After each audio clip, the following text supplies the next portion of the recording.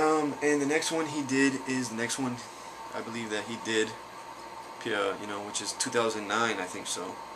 This is another really long movie. I believe Death Proof was about 2 hours. This one's about 2 hours and 40 minutes, and this is Inglourious Basterds. Oh, and just in case I didn't say it, this Death Proof is the extended and unrated 2-disc special edition. So yeah, anyway, this is also 2-disc special edition Inglourious Basterds. This is a remake. Well, not a remake, but there's a movie called Inglourious Basterds that's like about the same thing. It's about a group of Americans, radical Americans, that go after the Nazis during the 1940s and stuff like that, when they invade France and stuff like that. And I've seen the trailer from the original one. I'm trying to buy it right now, but from when I've seen the trailer, it's really nothing like this. And this movie, I think a lot of people are let down, because when you see the trailer, I don't know if they did it on purpose, but the cut they used for the trailer show like most of the action. There's not a crazy load of action in this movie. I mean, from the cover and from the trailer, like I said, even from the, well, not from the back, but from the cover and the trailer, you would think this movie's a lot of action. It's not. It starts off with a lot of dialogue, but I'm a fan of dialogue and I'm a fan of Tarantino. Maybe my opinion is a little bit biased, but I think it's perfect. My dad really likes it too, but I know some people that did watch it and were disappointed. But if you haven't seen this, like, it's Brad Pitt, sorry, plays Alden Snow, and I think he's I think they're mercenary. I think they're all like kind of like a team of rejects from the military, but he puts a team together of a bunch of Jewish soldiers, and he tells them in the very beginning, well, not the very beginning, but when they first show him, that he wants 100 Nazi scalps from everybody in his team. So they're supposed to go out there and just terrorize and brutalize Nazis. It takes place in Nazi-occupied France in the 1940s, and it's got like a couple stories, like he does that in Kill Bill, he does that in both Kill Bills, I believe, and he does it in Pulp Fiction, he does it in this also.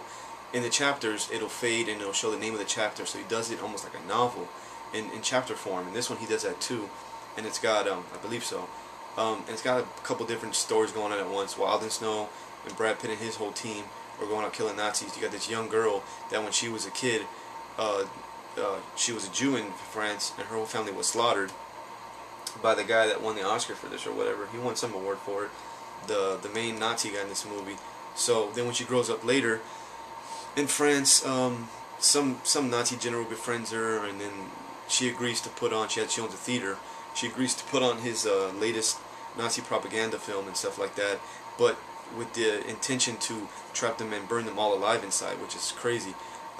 Yes, Hitler is in this movie. I don't know who plays him, but they get him pretty good. I like that part. But it's really good. It's, like I said, it's not full of action. It's got a lot of dialogue, but to me is, again, one of my favorite Tarantino films.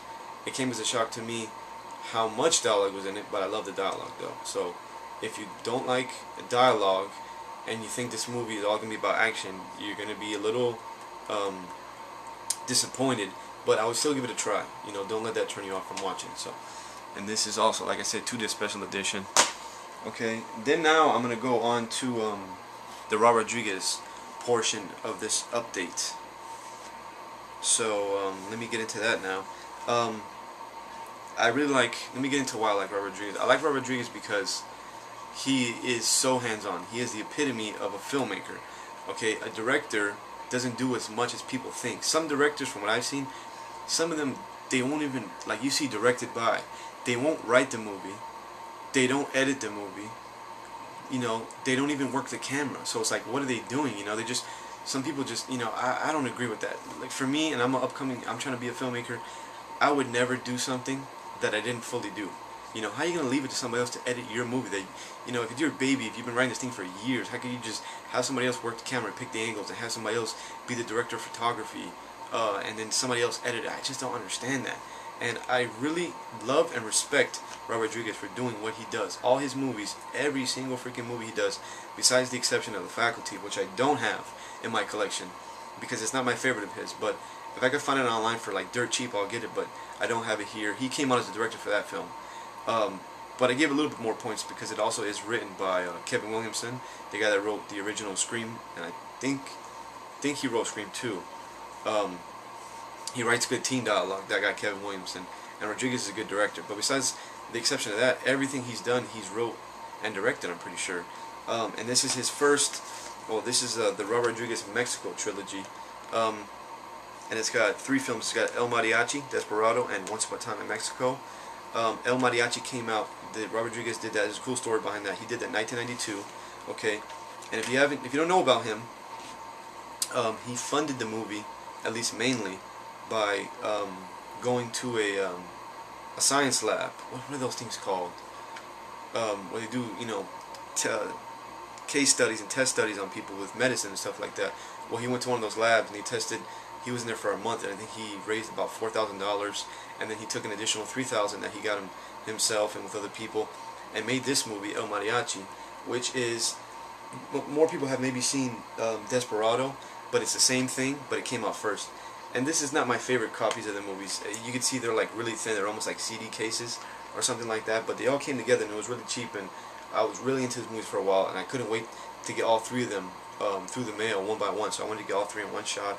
But El Mariachi is played by his friend Carlos Gallardo, who's like his friend he grew up with, making a bunch of films and stuff like that.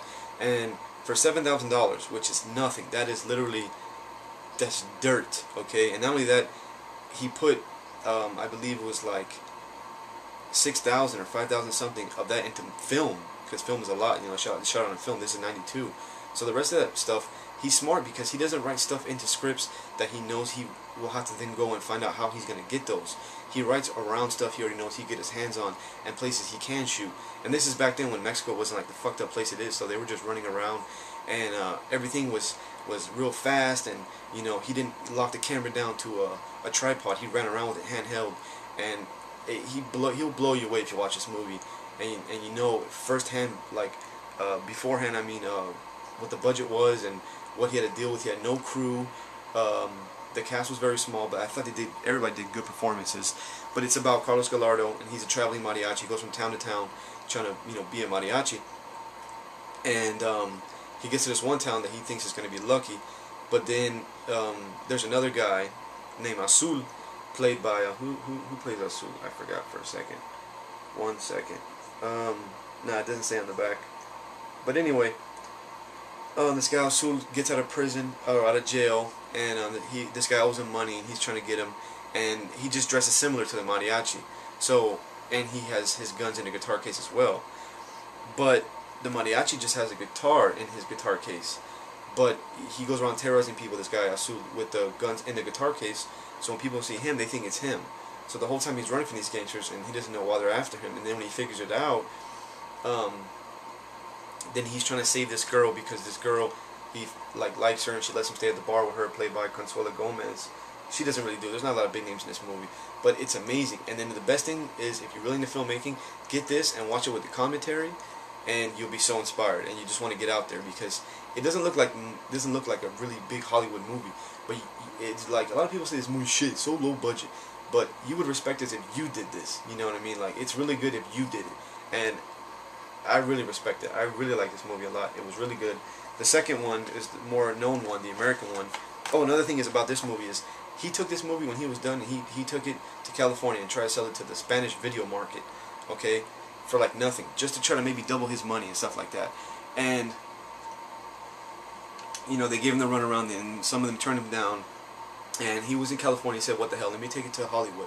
And Columbia Pictures bought it for like $100,000 to $200,000. So he did really good on that. And then they signed him, and you know, the rest is history. Now he's making movies. So that's El Mariachi. This is Desperado. This is what they gave him $8 million to do, which is remake it, because actually they wanted to redo this, like do reshoots for this and make this a little better, but he said he'd rather just scrap this or put that somewhere and redo it. So he did it with Antonio Banderas and Salma Hayek. Tarantino makes a small cameo in this because they had already met. Steve Buscemi makes a small cameo. Cheech Marin's in this. There's a bunch of good people in this movie. Danny Trejo, of Machete fame now, which I didn't like Machete. That's another movie I don't have. Machete. I did not like Machete. I'll get into that. But this movie's the same concept, just with Antonio Banderas playing the mariachi. Same concept though, but this one's more known. And $8 million is another low budget. That might sound like a lot of money to win, but for a summer blockbuster action movie, most of those are $20, $30 million, maybe more these days. Back then they were like $20, $30 million, and they gave him $8 million, and he made an amazing movie with this. So that's the second one. And then the third one in the Mexico trilogy series is Once Upon a Time in Mexico, and this story takes place in Mexico again. And Antonio Banderas is in the movie, and there's this a bunch of stuff going on. I haven't watched this one in a while. It's a little bit hard to explain, but there's a lot going on. Johnny Depp is in Mexico, and he's an FBI agent that's just been hanging out in Mexico. And then he gets wind of, they call him El Mariachi, meaning like the mariachi. They get wind of him being there, and they want to use him to bring down this drug lord. At the same time, though, the drug lord is trying to assassinate the governor or the mayor of Mexico because he wants to take over and stuff like that because the guy's coming down on his operation. And it's got, who else is in it?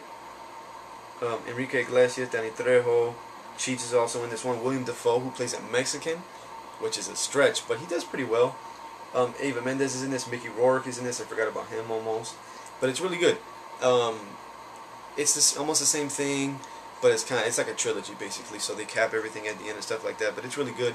A lot of good action. Another low budget movie, man. That's why I think he does so well, because corporate producers and companies, they love him because, you know, they'll throw a number at him, a budget, and he'll cut it in half and still give him the same film and leave a lot more room for profit. So that's really good to do in Hollywood, especially nowadays with movies not making a lot of money and stuff. He's doing really good. So that's the Mexico trilogy. Those are the three films from first three films from Robert Rodriguez. And then I'm gonna show now. This is the one that I should have showed earlier, but the thing is, I didn't know who to put this with, and since I had less Robert Rodriguez films, I decided to throw this with the Robert Rodriguez side of the review. But this is a movie that Tarantino's friend had got the story for. He made up the story. And if you haven't seen From Dusk Till Dawn, it's two brothers, the Gecko brothers, and Seth and Richard, I believe it is, played by George Clooney and Quentin Tarantino.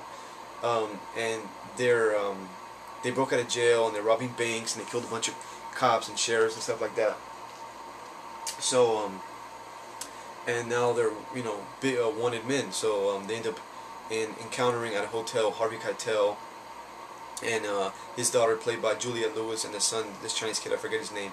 And they make them drive them in their Winnebago all the way to Mexico, and they're supposed to meet Cheech Marin at sunup at this bar, strip joint called the Titty Twister. And it is the best set. I love that set. And I seen pieces of part 2, and they don't really show the set at all. You know, I guess, you know, they just didn't have it. And the third one I heard was crap. But the set is awesome. It's just like, you know, George Clooney says it best when he walks in. He said, "This is my kind of place." You know, they just got naked girls hanging from the walls and people drinking and getting into fights and stuff like that. Tom Savini makes a cameo in this movie, or more than a cameo. He's in it for a while as Sex Machine. If you don't know who Tom Savini is, he's been doing horror or gore makeup in Hollywood since about the 60s or 70s and stuff like that. But anyway, so yeah, they go to the bar and they're waiting for Cheech, so they decide to stay there till sunup, so they're going to drink and have a good time.